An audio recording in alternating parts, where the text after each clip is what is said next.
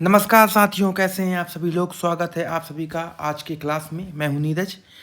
सबसे पहले मैं आप सभी लोगों को होली के त्यौहार की बधाई देता हूं और आशा करता हूं कि आज का ये दिन आप सभी के लिए खुशी और आनंद से भरपूर हो और आप सभी अपने अपने जीवन में जो कुछ भी करना चाहते हैं, है ना, जिस क्षेत्र में अपना करियर बनाना चाहते हैं, तो भगवान आपको इतना आशीर्वाद दे कि आप उन चीज़ों में सफल हों। ठीक है, तो चलते हैं, आज का हम लोग क्लास स्टार्ट करते हैं। देखिए, कल मैंने जो बायोडाइवर्सिटी पर जो मैं कल क्लास बनाया था, जो थ्योरी वाला था, तो वो थ्योरी थी। आज उसी पर मैं एमसीक्यूज लेके आया हूँ, ठीक है ना, ताकि जो कल हम लोग पढ़े हैं उसका हम लोग थोड़ा रिवीजन कर सकें। ठीक है, तो स्टार्ट करते हैं हम लोग। कुछ करीब 15 से 20 क्वेश्चन होंगे, है ना, आज की क्लास में। जो हम लोगों ने कल पढ़ा है ये आज उसका आप ऐसा समझ लीजिए रिवीजन है। ठीक है, चलते हैं अपने पहले सवाल की ओर। देखिए, पहला सवाल है, जैवमंडल शब्द का प्रयोग सर्वप्रथम किसके द्वारा किया गया था। ठीक है ना, किस शब्द का प्रयोग, जैवमंडल यानी कि बायोडाइवर्सिटी। ऑप्शन है अर्नेस्ट हैकल, एजी टॉन्सले, एडवर्ड सुएज, अर्नीस नेस। तो इसका जो राइट आंसर है वो है सी नंबर, एडवर्ड सुएज। इन्होंने सर्वप्रथम जैवमंडल या कहें बायोडाइवर्सिटी शब्द का प्रयोग किया था। ठीक है ना, जो एजी टॉन्सले है इन्होंने सर्वप्रथम पारिस्थितिकी तंत्र यानी कि इकोलॉजिकल सिस्टम का पारिस्थितिकी तंत्र शब्द का प्रयोग किया था। ठीक है ना, जो अर्निस्ट नेस हैं इन्होंने गहन पारिस्थितिकी अर्थात डीप इकोलॉजी शब्द का प्रयोग इन्होंने किया था। ठीक है ना, और लास्ट में जो है अर्नेस्ट हैकल, इन्होंने पारिस्थितिकी शब्द का प्रयोग किया था, पारिस्थितिकी। ठीक है, देखिएगा, अगर पेपर में पूछे कि गहन पारिस्थितिकी यानी डीप इकोलॉजी शब्द का सर्वप्रथम प्रयोग किन्होंने किया था, तो आप लोगों को याद रहना चाहिए अर्निस्ट नेस इन्होंने किया था। ठीक है, और जो एजी टांसले है इन्होंने पारिस्थितिकी तंत्र, है ना, इकोसिस्टम शब्द का प्रयोग पहली बार किया था।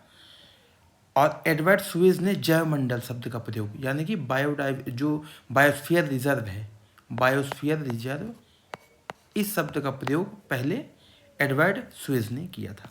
चलते हैं अगले सवाल की ओर। देखिए, अगला सवाल है, किस संगठन के द्वारा 1971 में मानव एवं जैवमंडल कार्यक्रम, मानव, मैन एंड बायोस्फीयर, यानी ये जो इसको शॉर्ट फॉर्म में मैप भी बोलते हैं, तो इस कार्यक्रम को 1971 में किस अंतर्राष्ट्रीय संगठन के द्वारा प्रारंभ किया गया था। आईयूसीएन, यूनेस्को, संयुक्त राष्ट्र पर्यावरण कार्यक्रम, इसको शॉर्ट फॉर्म में यूनेप बोलते हैं, और ये है यूएनडीपी। तो जो मैप प्रोग्राम है, मानव एवं जैवमंडल जो कार्यक्रम है, जिसकी शुरुआत 1971 में की थी, ये किया गया था यूनेस्को के द्वारा। किसके द्वारा किया गया था, यूनेस्को के द्वारा किया गया था। ठीक है, अगला सवाल है, भारत का पहला, इंडियाज फर्स्ट, भारत का पहला जैवमंडल आरक्षित क्षेत्र कहाँ स्थापित किया गया। ठीक है ना, ऑप्शन है नीलगिरी, मन्नार की खाड़ी, नंदा देवी या नौकरेक। ठीक है, तो इसका जो राइट आंसर है वो नीलगिरी है। नीलगिरी का जो क्षेत्र है 1986 में भारत सरकार के द्वारा पहला जैवमंडल आरक्षित क्षेत्र घोषित किया गया था। ठीक है ना, इसका जो विस्तार है नीलगिरी का, वो है आपके भारत के 3 राज्यों में, तमिलनाडु, केरल और कर्नाटक में। वर्ष 2000 में यूनेस्को ने जो अपना मैप प्रोग्राम, जिसकी अभी मैं चर्चा किया हूँ, मैप प्रोग्राम में यूनेस्को ने मैप प्रोग्राम के तहत नीलगिरी को, उनका एक वैश्विक नेटवर्क है, यूनेस्को का एक वैश्विक नेटवर्क है, उसमें नीलगिरी को वर्ष 2000 में शामिल किया था। ठीक है, तो ये चीज़ आपको ध्यान में रखना है। अगला सवाल है, भारत में कुल कितने जैवमंडल आरक्षित क्षेत्र हैं? भारत में ऑप्शन है 13, 15, 16, 18। तो भारत में वर्तमान में है 18। कितने हैं? 18 जैवमंडल आरक्षित क्षेत्र हैं भारत में। और जो यूनेस्को ने अपने मैप प्रोग्राम में भारत के 13 स्थलों को शामिल किया है। यूनेस्को ने अपने मैप प्रोग्राम में भारत के वर्ष 2020 तक इनकी संख्या 12 थी, लेकिन 2025 में इनकी संख्या 13 हो गई है, क्योंकि हिमाचल प्रदेश में स्थित कोल्ड डिजर्ट जो बायोस्फीयर रिजर्व है, उसको यूनेस्को ने अपने सूची में, वैश्विक नेटवर्क वाली सूची में शामिल किया है। ठीक है, वर्ष 2022 में 12वां और 2025 में 13वां, जिसको यूनेस्को ने अपने मैप प्रोग्राम में शामिल किया है। देखिए अगला सवाल है, यूनेस्को ने किस वर्ष नीलगिरी जैवमंडल रिजर्व को, नीलगिरी जैवमंडल रिजर्व को जैवमंडल रिजर्व के वैश्विक नेटवर्क, वही मतलब मैप प्रोग्राम की ही बात हो रही है, में शामिल किया है? ठीक है, ऑप्शन है 1998, 2000, 2002 या 2004। तो इसका जो राइट आंसर है वो है 2000 में। वर्ष 2000 में यूनेस्को ने नीलगिरी जैवमंडल रिजर्व को अपने मैप प्रोग्राम में शामिल किया था। ठीक है, अगला सवाल है, नीलगिरी जैवमंडल आरक्षित क्षेत्र का विस्तार किस राज्य में नहीं है? ठीक है, नहीं है। देखिए नीलगिरी का जो है ना टोटल विस्तार 3 राज्यों में है। अब कौन कौन से वो 3 राज्य हैं? तो तमिलनाडु में है, केरला में है, कर्नाटका में है, आंध्र प्रदेश में नहीं है। तो इस सवाल का आंसर हो जाएगा सी। चलते हैं चौथे सवाल की ओर। निम्नलिखित में से कौन सा जैवमंडल रिजर्व मध्य प्रदेश में स्थित नहीं है? देखिए मध्य प्रदेश में प्रॉपर तरीके से, मतलब जिनका विस्तार केवल मध्य प्रदेश में है, ऐसे 2 स्थल हैं। 2 कौन कौन से हैं? एक है आपका पचमढ़ी, जो कि मध्य प्रदेश का हिल स्टेशन भी है, और एक है आपका पन्ना। ठीक है, लेकिन एक तीसरा है अचानक मार अमरकंटक, जिसका विस्तार मध्य प्रदेश में भी है और मध्य प्रदेश का पड़ोसी जो राज्य है छत्तीसगढ़, उसमें भी है। ठीक है, इसलिए अब सवाल ये बनता है कि मध्य प्रदेश में स्थित नहीं है ना, तो देखिए पचमढ़ी तो है, पन्ना है, और अचानक मार अमरकंटक का है, तो ये भी हो जाएगा। बट सिमलीपाल नहीं है। सिमलीपाल का जो विस्तार है वो है ओडिशा राज्य में। कहाँ पे है? ओडिशा राज्य में है। चलते हैं अगले सवाल की ओर। अगस्तमलाई जैवमंडल आरक्षित क्षेत्र का विस्तार किस राज्य में है? ऑप्शन है आंध्र प्रदेश एवं तेलंगाना, तो यहाँ तो नहीं है। केरला एवं कर्नाटका, यहाँ भी नहीं है। केरल एवं तमिलनाडु, तमिलनाडु एवं आंध्र प्रदेश। तो इसका जो राइट आंसर है वो हो जाएगा आपका सी नंबर। ठीक है, अगस्तमलाई जो है जैवमंडल आरक्षित क्षेत्र, उसका विस्तार केरल एवं तमिलनाडु में है। अगला सवाल है, निम्नलिखित में से कौन सा जैवमंडल रिजर्व आंध्र प्रदेश में स्थित है? देखिए भारत में जो 18 जैवमंडल आरक्षित क्षेत्र हैं, उनमें से एक आंध्र प्रदेश में भी है। अब जो ऑप्शन दिया हुआ है आपको बताना है कि इनमें से कौन सा आंध्र प्रदेश में है। एक है शेषाचलम, ठीक है, एक है डिब्रू सैखोवा, एक है नौकरिक, और एक है आपका नंदा देवी। तो देखिए इसका जो राइट आंसर है वो है आपका शेषाचलम की पहाड़ी। ठीक है ना, शेषाचलम की जो पहाड़ी है तो वहीं से बायोस्फीयर रिजर्व बना, और वो कहाँ लोकेटेड है? आपके आंध्र प्रदेश में। ठीक है ना, नौकरिक जो है वो कहाँ है? वो है आपके मेघालय में। नंदा देवी कहाँ है आपके? ये है उत्तराखंड में। एक और है डिब्रू सैखोवा, ये कहाँ है? ये मैं आपको नहीं बताऊंगा, ये आपको कमेंट करके बताना है। ठीक है, ये आपको कमेंट में बताना है।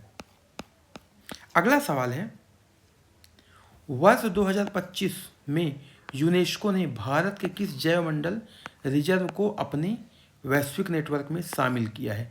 कंचनजंगा को, पन्ना को, कोल्ड डिजर्ट को या सुंदरवन को? इसका जो राइट आंसर है वो है कोल्ड डिजर्ट। ये कहाँ लोकेटेड है? हिमाचल प्रदेश में है। कहाँ पे है? हिमाचल प्रदेश। ठीक है, तो इसको यूनेस्को ने हाल ही में, तो ये आपका करंट अफेयर्स का क्वेश्चन भी हो गया है। मध्य प्रदेश में का जो अभी पीसीएस होने वाला है ना, उसमें 100% पता नहीं क्यों मुझे ऐसा फील आ रहा है ये पक्का पूछेगा। इसके बारे में और भी इंफॉर्मेशन आप लोग कलेक्ट कर लीजिएगा थोड़ा, ठीक है ना, वो आपको काम आएगा। अगला सवाल है, एक बायोस्फीयर रिजर्व है दिहांग दिबांग, दिहांग दिबांग, ये दोनों ना नदियों के नाम पर हैं, नदियों के नाम पर, ठीक है ना। तो सवाल ये है कि ये जो दिहांग दिबांग जैवमंडल क्षेत्र है ये भारत के किस राज्य में है? असम में है, मेघालय में है, मणिपुर में है, अरुणाचल प्रदेश में है? तो देखिए, ये जो दिहांग दिबांग है ये है अरुणाचल प्रदेश में, ठीक है ना। असम में दो हैं, एक है मानस और एक है डिब्रू सैखोवा, जो मैं आप लोगों को बताया था, जो मैंने आपको कमेंट करने के लिए बोला था, वो चलिए बता देता हूँ। वो डिब्रू सैखोवा यहीं पे है, क्योंकि आप लोग कमेंट तो करते नहीं हैं, तो मैं सोचा बता दूँ। मेघालय में एक जैवमंडल क्षेत्र है, उसका नाम है नौकरिक। ये चीज़ आप लोग ध्यान में रखिएगा, ठीक है। अगला सवाल है, निम्नलिखित में से कौन सा क्षेत्रफल की दृष्टि से सबसे बड़ा जैवमंडल आरक्षित क्षेत्र? मन्नार की खाड़ी, कच्छ का रण, नीलगिरी, नंदा देवी? तो इसका जो राइट आंसर है वो है आपका बी, ठीक है। सबसे बड़ा जो जैवमंडल आरक्षित क्षेत्र है वो कच्छ का रण है। इसका जो विस्तार है आपके वो गुजरात राज्य में है। गुजरात जो राज्य है वो किस एक जीव के लिए फेमस है? एशियाई शेर के लिए, जो गिर के जंगलों में पाया जाता है, वहाँ की स्थानिक प्रजाति है ना, एशियाई शेर। कोल्ड डिजर्ट, अगला सवाल है आपका, कोल्ड डिजर्ट जो जैवमंडल रिजर्व है किस राज्य में स्थित है? हिमाचल प्रदेश, उत्तराखंड, सिक्किम या अरुणाचल प्रदेश? तो इसका जो राइट आंसर है वो है हिमाचल प्रदेश, ठीक है ना। उत्तराखंड में कौन सा है? तो उत्तराखंड में है, आपको ध्यान रखना है, एक नंदा देवी। सिक्किम में कौन सा है? वो है कंचनजंगा, कंचनजंगा, ये कहाँ है? सिक्किम में। और अरुणाचल प्रदेश में आपको बताया था दिहांग दिबांग, दिहांग और दिबांग ये उस राज्य में यानी अरुणाचल प्रदेश में प्रवाहित होने वाली दो प्रमुख नदियां भी हैं, जो कि ब्रह्मपुत्र की सहायक नदी है, ठीक है, ये ध्यान में रखना है। अगला सवाल है, समुद्री गाय, समुद्री गाय जिसको ड्यूगोंग कहा जाता है, भारत के किस जैवमंडल क्षेत्र में पाया जाता है? सुंदरवन में, मन्नार की खाड़ी में, पन्ना में या ग्रेट निकोबार में? तो इसका जो राइट आंसर है वो है बी, मन्नार की खाड़ी, ठीक है। मन्नार की खाड़ी, मन्नार की खाड़ी जो जैवमंडल क्षेत्र है इसका विस्तार भारत और श्रीलंका के बीच जो जलीय क्षेत्र है ना उसमें इनका विस्तार है। इसमें लगभग 21 द्वीप हैं मन्नार की खाड़ी में, ठीक है। यहाँ पे आपको विभिन्न प्रकार के प्रवाल वगैरह सब देखने को मिल जाएंगे। प्रवाल एक प्रकार की चट्टान होती है, मूंगा चट्टानें होती हैं, ठीक है। अगला सवाल है, निम्नलिखित में से किस जैवमंडल रिजर्व क्षेत्र का विस्तार गंगा एवं ब्रह्मपुत्र नदी के डेल्टा वाले भाग में है? सिमलीपाल है, ग्रेट निकोबार है, सुंदरवन है, मन्नार की खाड़ी है? तो देखिए, यहाँ पे जो सुंदरवन है ना, सुंदरवन जो जैवमंडल क्षेत्र है इसका विस्तार जो है वो गंगा और ब्रह्मपुत्र के डेल्टा वाले भाग में, तो ये सही आंसर हो जाएगा। सिमलीपाल आपका कहाँ है? ये है आपका उड़ीसा में है ना। ग्रेट निकोबार तो ये अंडमान एवं निकोबार द्वीप समूह में है ना। और मन्नार की खाड़ी तमिलनाडु आप कह सकते हैं, तमिलनाडु में है। ये आज के क्लास का लास्ट सवाल है, ये भी जैव विविधता से ही है, बायोडाइवर्सिटी से है। अंतर्राष्ट्रीय जैव विविधता दिवस प्रत्येक वर्ष कब मनाया जाता है? ऑप्शन में है 22 मार्च, 5 जून, 22 अप्रैल, 22 मई। तो इसका जो राइट आंसर है वो है डी, 22 मई। 22 मई को अंतर्राष्ट्रीय जैव विविधता दिवस मनाया जाता है। 22 अप्रैल को क्या मनाया जाता है? मनाया जाता है विश्व पृथ्वी दिवस। ठीक है, अर्थ डे मनाया जाता है। 5 जून को मनाया जाता है विश्व पर्यावरण दिवस। पर्यावरण दिवस मनाया जाता है। और जो 22 मार्च है इस दिन मनाया जाता है विश्व जल दिवस। विश्व जल दिवस। तो ये हम लोगों के लिए आज का लास्ट क्वेश्चन था। देखिए जो हम लोगों ने बायोस्फीयर रिजर्व पर जो मैं कल क्लास लिया था, तो ये आज रिवीजन के पर्पज से मैंने ये क्लास बनाया था। ठीक है, तो आप लोग इस क्लास को अटेंड करिएगा और ये क्लास आपको काम आएगा, है ना। पेपर में क्वेश्चन पूछे जाते हैं इन चीज़ों से। कल हम लोग फिर एक नए टॉपिक पर आएंगे। हो सकता है उस कल वाले क्लास में मैं थोड़ा सा थ्योरी और उसके बाद जो MCQs हैं उसी क्लास में मैं कवर कर दूँ। ठीक है, यदि आप लोगों को मेरी करंट अफेयर्स की क्लासेस लेनी है, मैं चाह रहा हूँ कि करंट अफेयर्स पर मैं डेली कम से कम 4 से 5 इम्पोर्टेंट न्यूज़, है ना, 4 से 5 न्यूज़ कवर करूँ। अगर आप लोग चाहते हैं तो कमेंट करिएगा, मुझे बताइएगा प्लीज़, है ना। मैं चाहता हूँ कि चूँकि मैं भी देखिए पढ़ाई कर रहा हूँ ना, तो उससे मेरा भी फ़ायदा हो जाएगा और आप लोगों को भी कुछ फ़ायदा मिलेगा। तो ठीक है, मिलते हैं अगले क्लास में। आप लोग हम लोगों का चैनल ज़रूर सब्सक्राइब कर लीजिएगा। चैनल का नाम है एग्ज़ाम वीर। ठीक है, एग्ज़ाम वीर, और सब्सक्राइब कर लीजिएगा, लाइक करिएगा, शेयर ज़रूर करिएगा। ठीक है, मिलते हैं नेक्स्ट क्लास में। धन्यवाद।